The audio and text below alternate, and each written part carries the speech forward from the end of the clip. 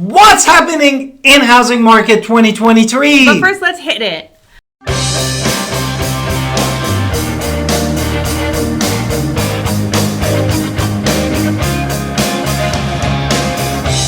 Hi, it's Alan Victoria. Welcome to our Talent Podcast. And if this is your first time in our podcast YouTube channel, make sure you subscribe and get notified. Also, you can call or text all the time at 252-327-3357. We love talking to you. Do not be shy. Also, grab our buyer's guide and seller's guide in the description below. And today we wanted to doing the housing market a little bit different because this basically podcast and YouTube channel that we are recording based on the many articles and fact that has been already published, and we want to throw at you lots of statistic and also lots of facts if you are home buyers or home sellers. And we're also going to flavor in what's happening in our market here in the Greenville, Winterville area as well. Exactly. So number one, we're going to jump into is really what's the supply chain and the housing market resurgence. So what's really happening out there is nationwide, we are seeing that building is taking 6 weeks faster. It is 6 weeks faster to buy a home, to build a home.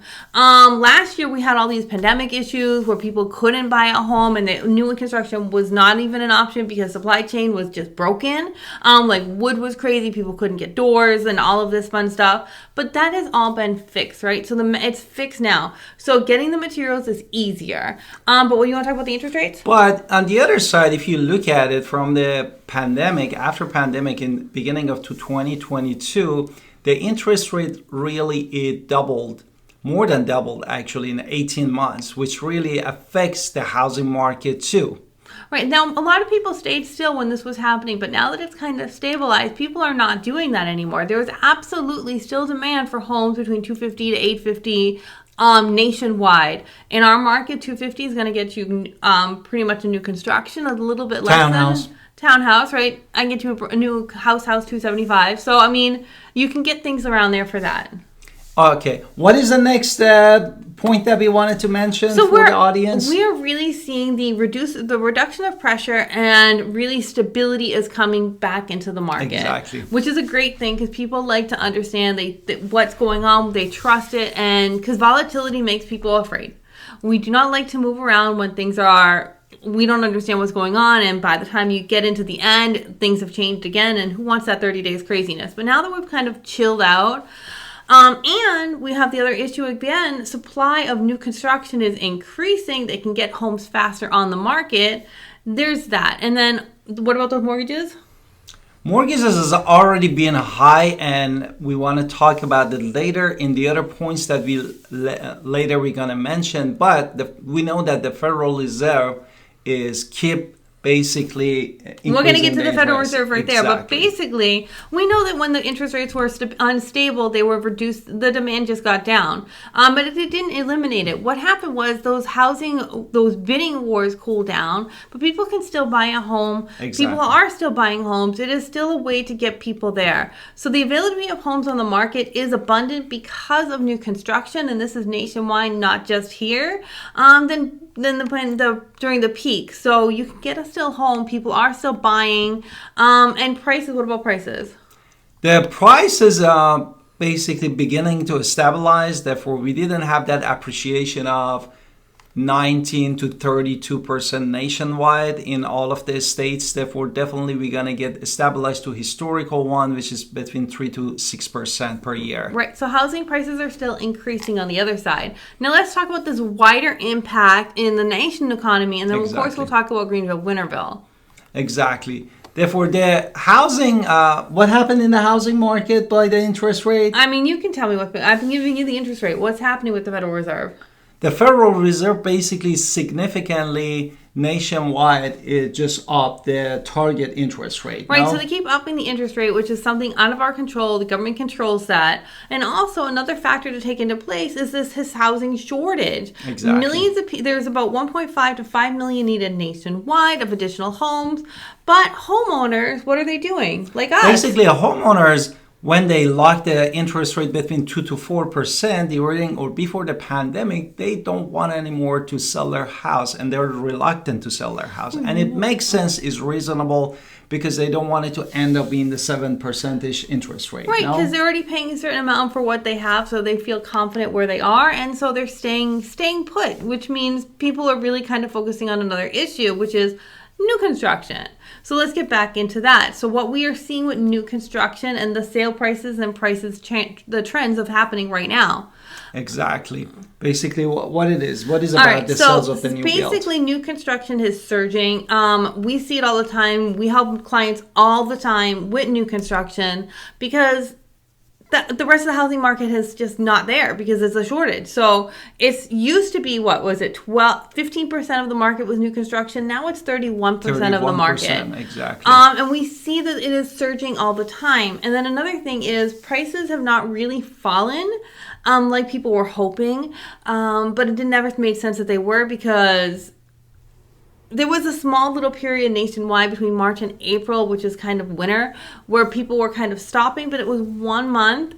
And now it's just back up nationwide. And it's why? Because people are staying where they are. They're not selling their home. So there's not this crazy amount of inventory out there. It's just supply and demand. Exactly. And the next thing that we wanted to basically talk about the regional variation across the country. What is the impact across the country? No? Yeah.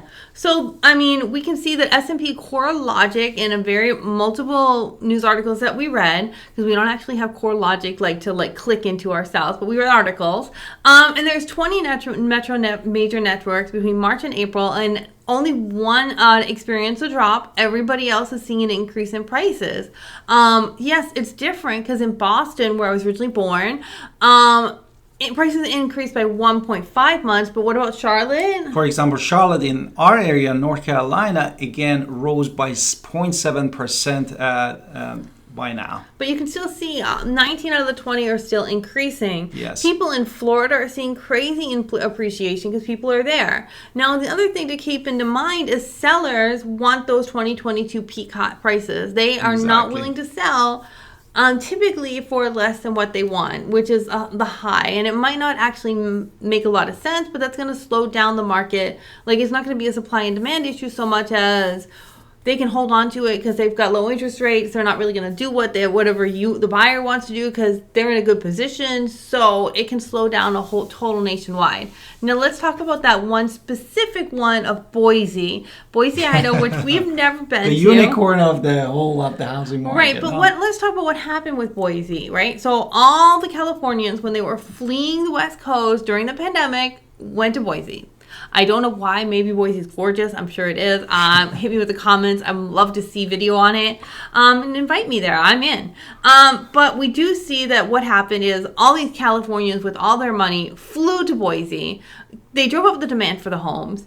And then what has the Fed been doing? Basically, Federal Reserve increased interest rate, and the local market saw this huge interest rate change and decrease the basically buyer's activity. Means the buyer stopped buying and there's also other factors like people want to go back to office now, and if you have to go back to the office, you can't be in Boise and be in the office. So there is a whole work-life dynamic happening that is there. So what we see in Boise is the houses are staying on the market longer because of it's just been a change of who the buyers and the supply and everything else there. So we just kind of wanted to throw out that as an example that doesn't really fit what's happening here in our local market, because what would you say, how would that fit our local market at all? It doesn't. Yeah, no, because we did not have crazy crazy people with millions of dollars flying in to buy up all the houses in Greenville. That didn't happen, which means that we have been seeing an increase because people want to move to the South. They want to live in North Carolina because of business and relocation and cost of living, which is why people move to our area. And also niceness of the weather. We don't have extreme weather. That's another reason that many people love to come here to North Carolina. Right, so they're coming to relive their lives. So it's not just about they were fleeing from a pandemic. No, we didn't have that. What we have is people wanting to come here, and they still want to come here because business is booming in North Carolina. We're getting more news, more highways, things are happening. It's a great area to be. And so we're seeing a lot of people want to say, what is Greenville? Never heard of it. And now, you're watching our video. So now you know all about it. Exactly. The next thing that we wanted to basically wrap up is really Federal Reserve views to this whole situation in housing market. And at the filming of the video, we already know that there's another FOMC meeting. That's the Federal Open Market Committee. So we do know that they're having even more they've had lots of meetings on this, what they're doing. What happened in June? Basically, they provide some insight to basically for the housing sector. They finally stabilized those interest rates. They did not increase it again. They might increase it next month, but right now, this month, they did not increase it. Exactly. Which means that home builders and new construction are really starting to really take control of what's happening in the market. And then despite the last 15 months, we've had 10 hikes. Exactly. So, and they were expecting 2 more hikes by the end of the year. So the fact that they didn't increase it in June. But luckily, they didn't do it in June. Right, which means that we now have this little brief July issue of stability in the housing market so people can find a home. And what are they picking? New construction. Let's talk about our projections. Yes. Talk about projection. What is our projection? So we are seeing that demand is still there for houses. Exactly. Now, interest rates, here's the other sad part of it, though. Interest rates have stopped people from buying a home. So it's gotten people out of the market. So they could have bought in this, but now they can't afford this. So we have seen people pushed out of the housing market altogether. And we do see that these are going to continue to exist. Persist, yeah. Because if you make $50,000-$60,000 a year, you're in a very different position than someone who makes $150,000 a year. Exactly. And now $150,000 a year, you're still looking at a much higher price than your coworkers are buying for their home, but you're still getting a nice home. You're going to have something that you grow into later. So I definitely recommend still getting a home. It's still going to be a benefit to you. But it's stabilized. So what's happening right now is that it's there. Are we going to go back into those bidding wars at this very second? I don't see it. Exactly. And it's not bad really to look into your local neighborhood wherever you are living in across the United States for the builder's promotion, no? Oh yeah, that's going to do a whole other video on that. But new construction often comes with incentives. So that's also another thing. And incentive comes with those interest rates. So a lot of builders are attacking that interest rate head on, which is only a benefit for you. Exactly. I hope all this material that we unpack in this YouTube and podcast be beneficial for you as a home buyer or home seller. And we love to be in touch with you at 252-327-3357. And don't forget to subscribe in our channel to support our channel. Thank you.